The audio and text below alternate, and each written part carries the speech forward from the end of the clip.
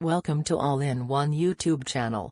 Today we are going to talk about V2Ray Config. Config is the most important thing in V2Ray. So, let's talk about it.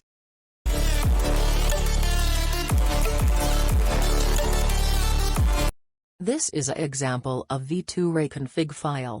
This file contains configuration settings of V2Ray connections.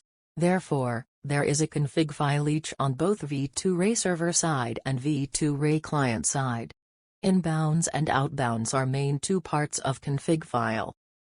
Inbound in V2Ray client collects all packets in client device. After processing these packets, outbound in V2Ray client sends all packets to V2Ray server. Inbound in V2Ray server gathers all packets coming from V2Ray client side. After processing them, outbound in V2Ray server side sends them to the internet. Inbound in V2Ray client side and outbound in V2Ray server side are automatically configured and handled by V2Ray software. So, you only need to configure outbound in V2Ray client side and inbound in V2Ray server side. Outbound in V2Ray client side and inbound in V2Ray server side have same structure. This structure has two sections. They are Authentication section and Transport section. Responsibilities of Authentication section are making connection and authentication.